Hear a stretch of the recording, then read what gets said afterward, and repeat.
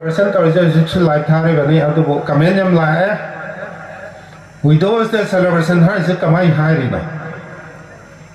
ai su khang ye celebration celebrate taw ba di harau te ama phong dok pani chumi ko celebration hai sa adu ai ne widows the celebration hai sa lukha bi ore ha ba ge harau te ama phong do ibra natte ai manung gi kanom lai ye ba ando ai seng na hai sa ge cái nó live tham nên là Facebook tôi sang cả mấy lại anh tăng xem là hai biết ô hai biết suy nhau đấy 2020 đó Widows the celebration sẽ jam hall đó ihan han hậu đó khi bên này 2020 đó cái hậu đó khi bên này à tôi cái numit đó số celebration hai sẽ cái gì nó hai cái question nó là khi à tôi sẽ anh phải nói hai cái hai bên tầm đây okay are sorry I'm sorry hai cái anh ngon đó à ngay khi vậy xem đâu sao cái ta sẽ nói cái đó sẽ là level krabi mấy am sẽ nói trust ka hana thengna tri ngai ni ngasi thengna re noi na wari ba kholi ba mem do kai su waru nu noi gi damak ta koi trust lai re angam ma teng pang ga ni ha ba da isa gi thamoi da isa gi wakal da kari phawar ka ni harau ba mi kon ta so phawroi dra phawa ni ko atu gi mi kon da sa harau ba phawar pa du ne ba aina celebration haris lukha bi wari ha ba ke celebration to na te Miko amta sa harau rak padune ba nangi hanang wari ba kholi bai pura ba lai drama tung dai pura ba na puram ba polum sinawa to bai thangkat piram me lukha bi se samset halam gadra masa mabuk thanan da bi ate lai taman da bi ate kaino ana yaro ma thanda ni ma na krai da ki kana ta udori jiki matam da de ana se lai wa hau de da bisa kyam tinga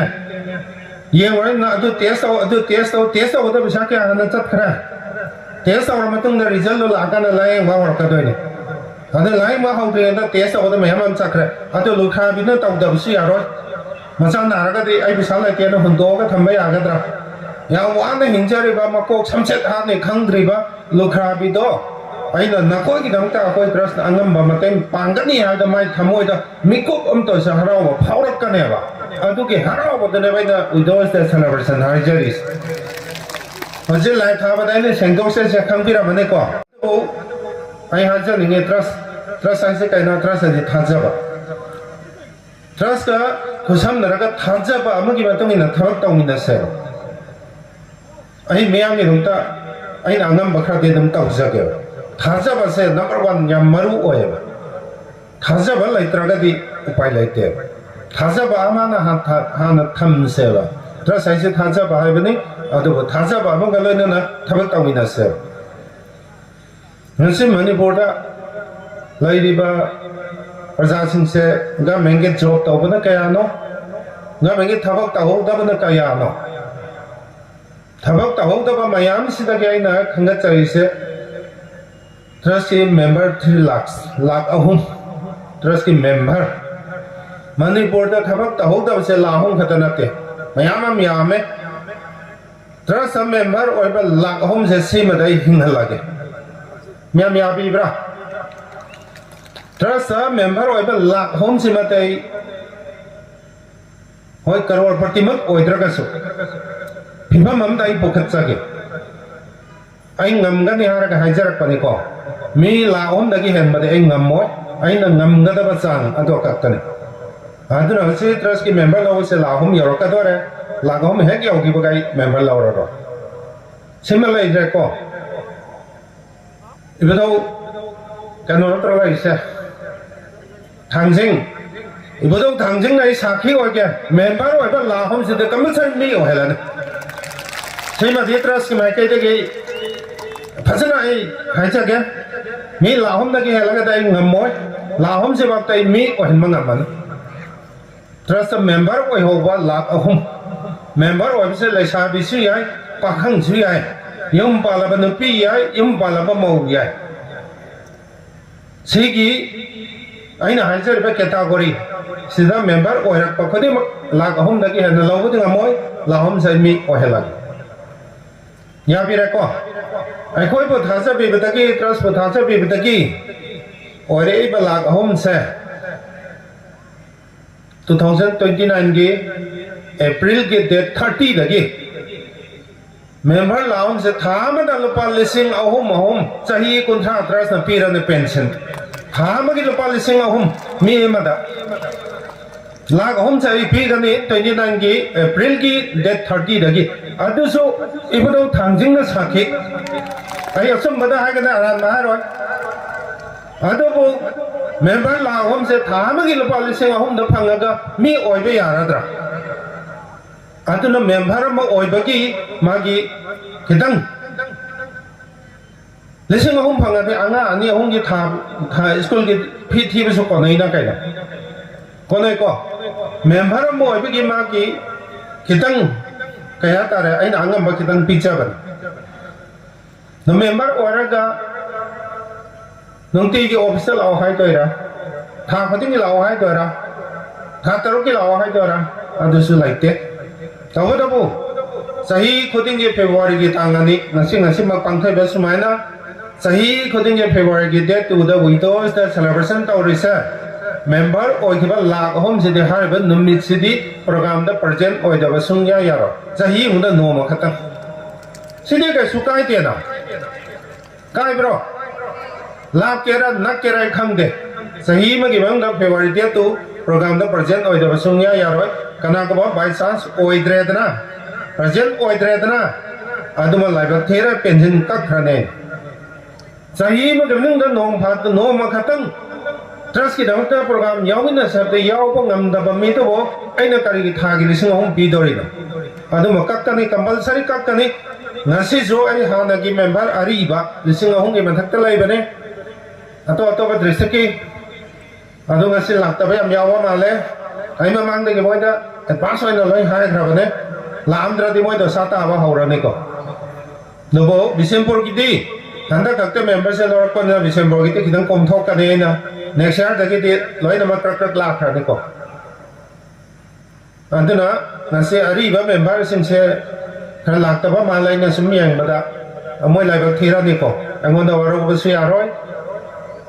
sumai ta udna hari ba trust na tum da tar ka da bai program khra so hai sa ge member lak ahum lau do risi sisu maram mam lai ra ga lau ga da ba thaba ma ta ba maram mam lai tra ga di ya te ko aina yompam taro ka su tauri ba poto kari taudoi na haba pon de le rang ne aina wa ya lo ka su wa do kari decision na toi na haba ki pon de soi le rang ne antuna aina member la hom la to ri sisu maram mam lai maram se kari maram no si gi maram sina trust sakat padina te manipur gi oi ba chaukan na ba semilon phana ba manipur ge resource laina ba thaba ma taro ka dori adu idang ta member la ba hum law ai maram du sahai sar ke nasi manipur da manipur haba manipur kanglai pak se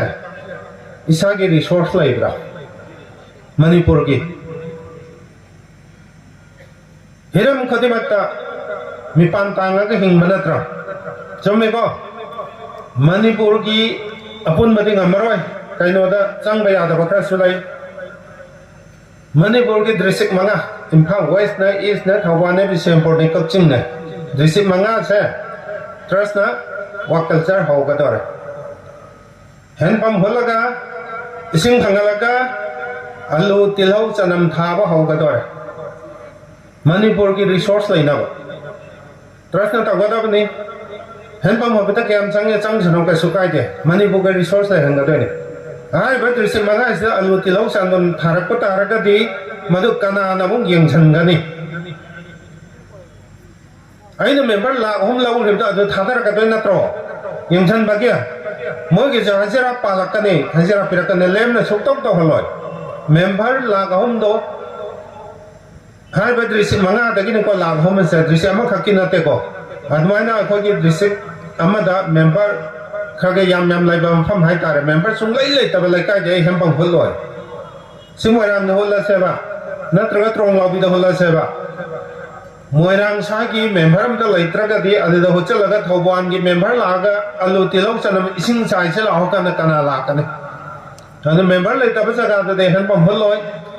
alu tilok chanam ha re ba drishe maga ji puthora ga di Manipur da lai ba yomdong khode ba alu tilok chanam season na da ba imung kram ba yawi yaw te ko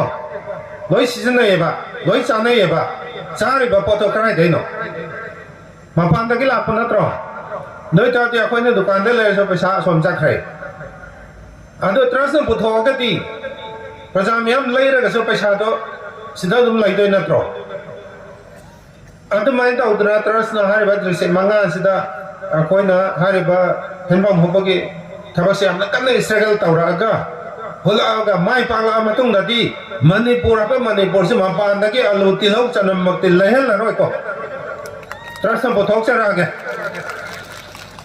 potho ba matung da tu su pramai tau ga ni moirang da member lai be se tang la dokta moirang gi member mem thok pi ro alu be ke ya tilo be ke ya chanam be ke ai thadar ani adu ga manipur ki paper khodima ISTV tom TV impact TV tang la sukta hari ba moirang gi si jaga sida Terasa pothok chaba alu tilok chanam kg asuk mi amada bora asuk magi quintal larangane asuk har ba pung suk tegin asuk pamong da ahong ma mabal da phangani na ha na mangjau na nai media sing da advertise tawra ne ba adu da ekoi gi member sing na yon bi ga toini aina la yon ga da ban te ko ada aina ha chan ngina kana ma business tawba galaman dukan famami ti ai bag ahom lauge mari lauge hara aneba bag lauge ha do am ta pi ro kg ta sen thong na be yen sa ha bane mana khoi ti ke bag lauk sala ga ma gi profit khara mo yaw ga dukan mo yaw ka doi na ba adu no kg bag lauge ha be pi ro anu kg manga hang de ta hang de lauge ha de pi ro adu so organic oi ba ha ma sem ta ha po oi ko ada hari ba ko ta ta ro ga di kali amuk terkal ada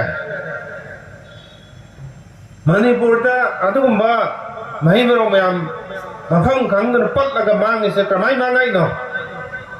Manipur ta cold storage laibra laite ko adu ki hari ba wa culture da taw ta ga cold storage drakala ni cold storage kayam saw ba na sa do ri sa ai sa ga ni plus cold storage से मई लाख तरह के मुझे याद है को मधु से चला मई लाख तरह के मनु हम थमी पोतो लोग पत्तो ही नहीं बाबा तो मणिपुर ती नुसी की तंग से क्या दे मई तो मुथप्पा सिद्धि मचान ताई को सिंह की तंग चला दे मई लाख तरह अरे cold storage तो थमी बा अलो तिलोक से ना मैं लोग पत्तो नहीं त्रो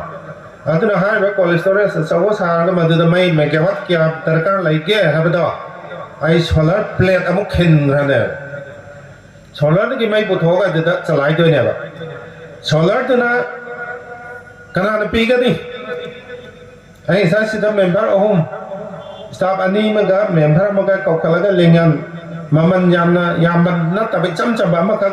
आई मोइना वर्णन तो वना ngaksan de yang bigi ko adaga surjit ana ma yaw ta thongam ma loi taw ra ni hai ba ka no sa solar अदु की माय लंबी या फजना lai रे मोंदा दगे अतो पसो अंगोंदा लाए सोलर तो नोय नंगी बेगवा दरका ओइबे मतुंगिन लेटो खेंदोय नि अदना नंग एडवांस का थमगा अतैना इंस्टॉलमेंट तौबा यानी हाबसु मयाम अमा अंगोंदा लाखरे अदु वाई साबा होद्रिमिना मदु कोना ngang gi से आइ जि लेफ्ट्री तबदा बो हाय द मेगावाट क्या दरका लाइतोय नो मेगावाट दरका लाइबे मतुंदा solar plate क्या खेंदोय नो अदु खंगद्री बा अदु अखंग हि खरा ताना बा थौ तारी बा अदर मदु कोना तौरकान दा सु दरका लै हबदै हाइजरा के है सोमेन दा बा पीरा के हाय का लै है ट्रस्ट दा तौरी से कमाई तारी नो खंगद्रे बा हाइसु ज्ञान नाउ खले है ममो हाइना बहुत लाउ ग्रि बा पोसे हाना तारा के मन हार को जाइसु ज्ञान मम्मै है मम्मै दा दे ga sama na ban thole na ai sara taw ma su kana khangni हाइति चावखले के नो चावखला नत्रो से मणिपुर सिगी सरक से हाना सुमाइ लेरमब्रो पिसा पियम नि को पियम मदगी सि मेरो से चावरे से अहोंग नत्रो थाइना गा मेंगी थबक तो होसिंग से साइकिल दा थावरो गा ऑफिस कारम नत्रो नसि साइकिल थावरि ब्रो गाड़ी मचा दा खर पैसा बायना फोर व्हीलर दा थाव है का घरे ऑफिस लंबी थों पाम दबगी जु पाथोरे सिमा होंगे साइकिल दा ऑफिस कारम मदगी गाड़ी दा काना रे सिमा सो होंगे हुजि ई न को पयुम ओरी ब्रो दा हाइबी ने ई ने कोपा उरक्त्रे को जिंगना जिंगदगी गाय ओनग्रे सिना सात हाइबी मथोन सिसे अहोंग नत्रो लोय होंगे को इसा की वाखलो ने कयाम होंगे हाँ थाइनगी नुंग खिंबगी वाखलो ने दुम लाइब नत्रो अदुना यारोय मणिपुर दा कोइना अवेयरनेस चलिसे दृश्य मंगा से अवेयरनेस मसिंग थिंगमद्रे चलिसे ज्ञान तारबरा सु ताते तारा दुंदना आइसु अताबा मुंसाबा माइते दियारोय सोम तारा सोन फाउदो एबा अदना मियाम दे अवेयरनेस चटपा से हेमबा वारक त्राइसे ट्रस्ट का से लोय तौथो गानु ये लोरा कोइना लैरेसा खंगर मी ngang na ba yang wa khale eba koise yam sakhi no wai ba mi ngang na ba se moi se gyan ta no ta ko da koise wai ba andra ai loi dok tho ga nganu ye no na chena ra ga lai ba pha de kai khala ko yaw ne no bu mayam da chai ja ba na te ko ba ta ba se yawar oi te ha ba oi na ba ta e ya te ba lai kai de awareness am la ga di pung han tor su ma ta mang su ta bi o ba awareness ai ki pun si da ta ba phang roi da ba resource person social activist me am na ngang ba do ai ki pun si da ta ba phang roi da ba wa yang ngang ma ne ba adu ji te ta ya te ba ai sai ho ki to re la ho ki to re ta di gas mu thal ne da na sai ho ki to re ho re hala thum tha se da chien le ne da na kuma ya rau ta irang phalang do na mai on sal le ba andra ko na koi baisa lai ta ma le graduation lore khala se lai ta ma lore graduation lore ga di makha ta na tam ba na tam ne aya ma de graduation lore ga lai ta ma lore lore se ba lai ta ma lore ba ai sa na hai kai no man tau do se anta hai bi ne lai ta ma lore ba sa na kai no man tau do se ga men jo ga phang ga roi wano ma da ohela se su ngasi pa la kya no ga men jo ba ma da oju se SI Manipur ring ngasi sipai ne am belawe atapa department ke law wa ta ke graduation loi bai sa da bo kasebal na chango ti ar ka tro mai qualification na mai SI ne pa ga de sa ani ka ka ba mai ma kha da sipai ani hong ga man lit tor sa ba adu ne ba koi ke ga no ne am pa mi se adu la ga khai ne je je la ga khai lai ra bro chai sai wa na ba lai te adu bo isa se sai am tang wai jara ga di wakhan da di lai ba wakhan lai bi yo ba lai ga no have di natte ba lai ba wakhan da thau da on ho ba ngam wadra ba ngam moe ba ga men ge sai ta so ga men da so kai ta na ba ge no ga men ge sai ta ge so graduation lai ba khodi ma white color jo pi ga ne have ge guarantee lai bra ba chahi ma da graduation lai ba kya kya thoi si bo ga men da lai thaba ha pa ngam bro kai to lo pi to ri ge ga men su ngam de ba asom da ki pira ga aduna chalai ba ne ba aduna ai sa to lai tam ba lo ga kai no man tau to si thau so phang roi lupa la ga khai pu tho ga wanom sen number ga de do angam ma mi di oi gi me ai ngam mau da ba khoi di ai sura ga hinga si 2030 ki matung da kai la ka ni khang mi bra 2030 se koi dre ko 30 ki matung da chaw samsya ma theng na ra ne ko mem sa chang bi ko compulsory thengnarani ko adane yam bera la ka dori se kanano la ka dori se nasagi thabak ta hong da ba da menge job ta hong da ba mi lak to adane yam bera la ka dori se 30 ki matung da chaw samsya ma mayok narani aduna adu gi chaw samsya mayok na ga ta ba to madu dai na kan mangam ga doi se trust member o he ba la om no ga ta dai na kan mangam dai simade haisa ge choi ta na taw ga ni adu bo moi ki 29 ki April ki ga menge di tarik haura ga tolo phang mana tro tang ma de na trang ha bo ke mun da loi tolo phange ada akho ki na ga menge thabak taw me am na tolo loi sal aga karim pai da ma tam da ko de pension thang da tang kontra da per ka do sa akho di trust da su on na te na ba ta asang ba ai su on na te na ngau ri ni mấy em nó chung ngao vậy, ông nó thấy nó ngao vậy, chỉ cho mà khăn nằm đi, ấy là sự interest này, cái đó, ấy Manipur cái mà hay chắc cái, tôi em sang lòng ra rồi, Manipur đó là đi ba, bây giờ khơi đi bắt hay ta, Manipur sẽ atop cái nó cái tonga lấy co, Manipur sẽ atop mà pan cái sẽ cái đi qua tonga lấy co, Manipur to listen ka ba tawi mi may awana hinjaram ba se maga matam mangan da bida sudra nomdra bisaga se Jackson na hona dana nuai jara bo wang khajar pa mi se mayam chang chingha balam dam ni ko Manipur di kidang wang khaja de mayam chang chingha ba de adu bo kumbal lam dam ni ko hai de haje lo ga adu su hai ba lam dam Manipur di sini ko Jackson bi ko adu ne ra koi na honest kya sa ba da chang dri se hana gi nung king e gi wa khalon da dum lai hong dok te ba adu na de ba mayam se Yang tanah bertanggung jawab kau yang wai hai, wakalon sekarang kau ni abdu dek kerana kau iskai no,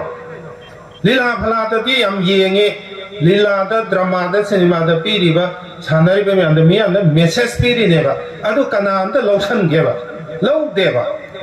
no di lila yang bagi drama yang bagi sinema yang bagi arth kai no, saya sih nungsa ya, pamam ba do,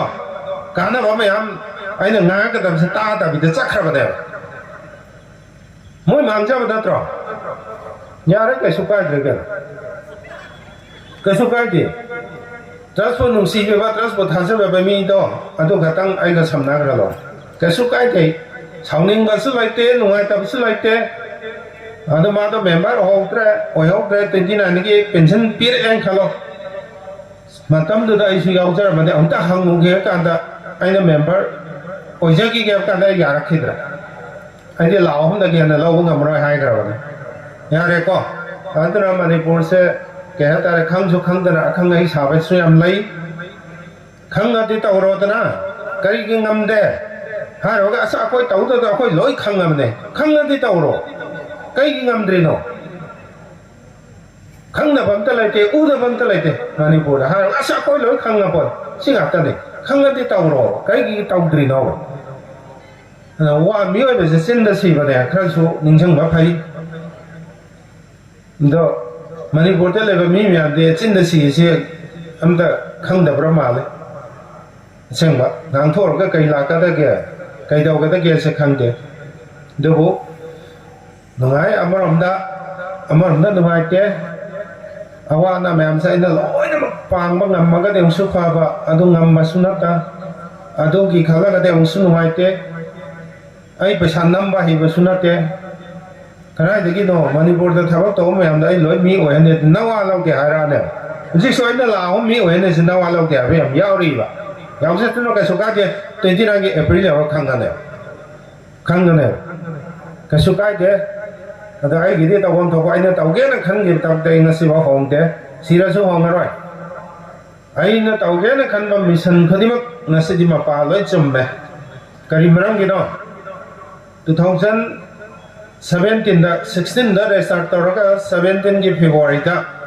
aina cheng yen base han ba program trust da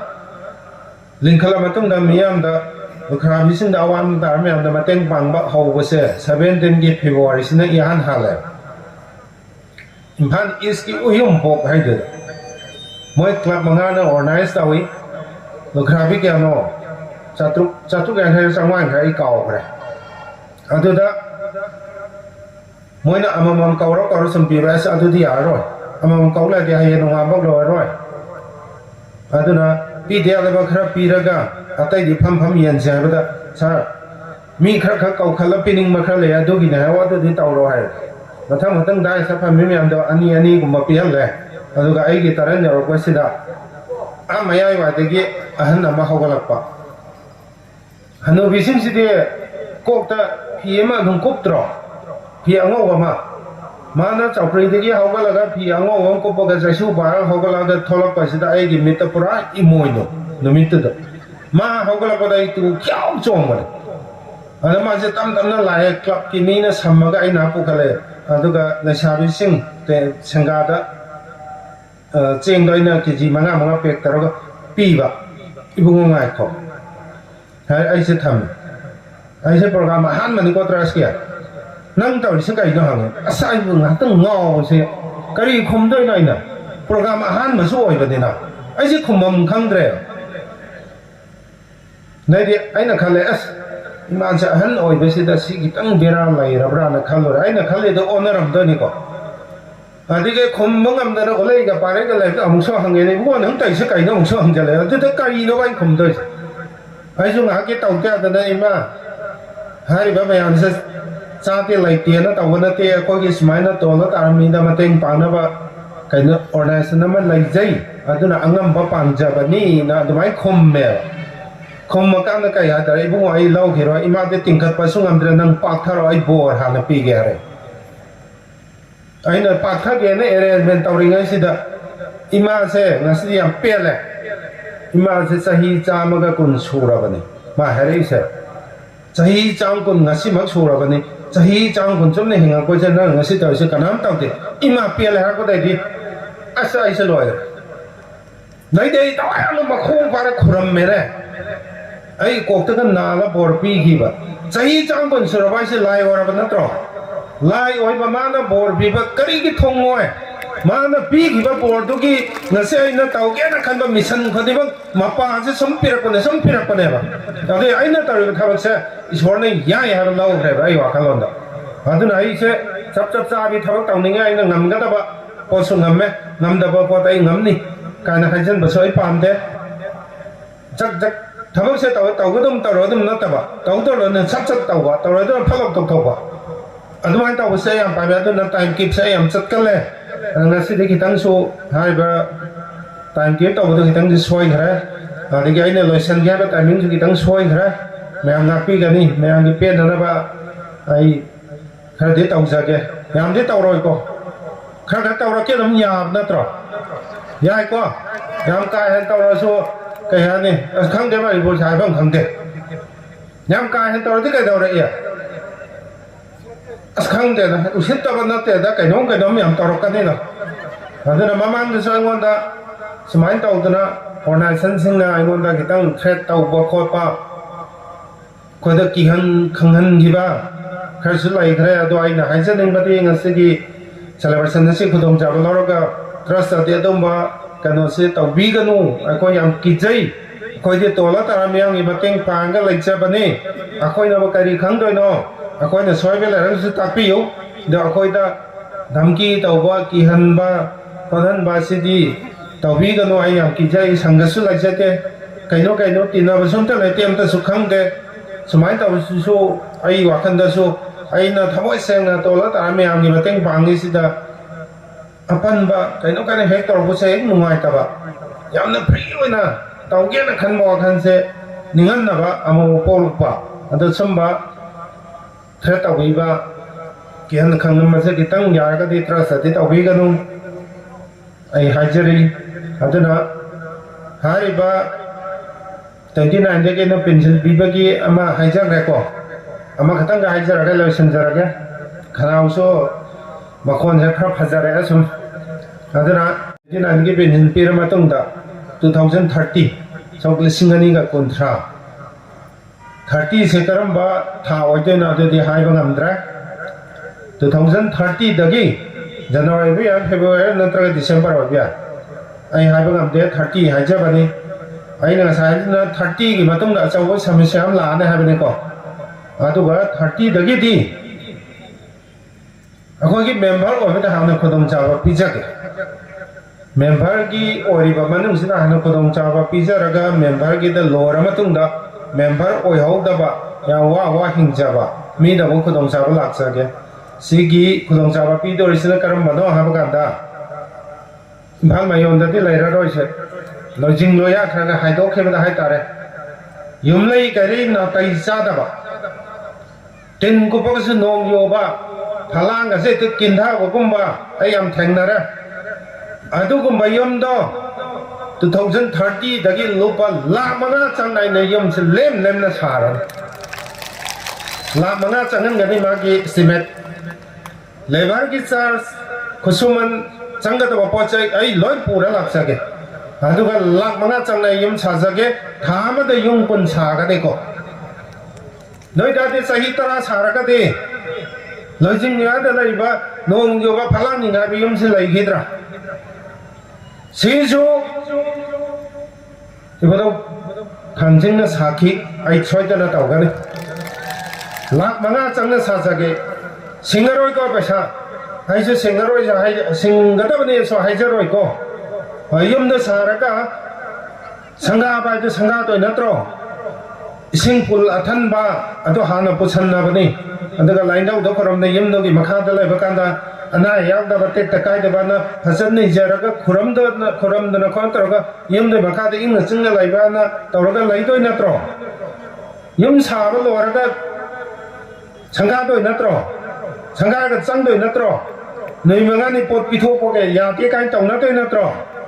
संगाबदा चाक तौरोयत्रो संगादी चाक तौम थय canoe तौदोय नत्रो ओ आइना साबने आई है बातोन तौरानु नैदै नोंगालागा मिस्त्री पुरा मुफक्कने बायदि cinema 산다म नत्रो ला मंगा चंगनाइना लेम साजरे चाक चारा हम पिजा निंद्रदैदि फक्कने यारेको सिमसु लाइरे अदुना 30 दगिदि आई मतeng पांजगे अदुवा अखोगे मेंबर ओइबा मीदा दुमाने यम साबा को बयावगादि मेंबर ता हाना खदों चाबा पिसगे अदुगा मेंबर लाहुन दुमग यम साबा लोइना साबा याबदि केसु ओइरोय कैनो खरदि यावंगनि अदु हाना साजगे अदु लोरगा अतोपा मेंबर ओइहौदबा यामना कया तर आई यामना सो हाइनिंद्रे यामना फिबम तादबा अदु सो हाइबदि यामना अंगोंदा नुंगाइजदबा हाइतार अदु मीदा मुंग लाक्सगे अदा हारिसे मिनिट खरबदि मिनिट नतेने तनाम हेलामे पुंगमई तारम दोरेना मयाम सि युम यबदा थेगने सि युम यबगा हंगे लाई कनोदा तुलसी बोंदा लाइन दंदा वाइट तरगा धुप थामै कल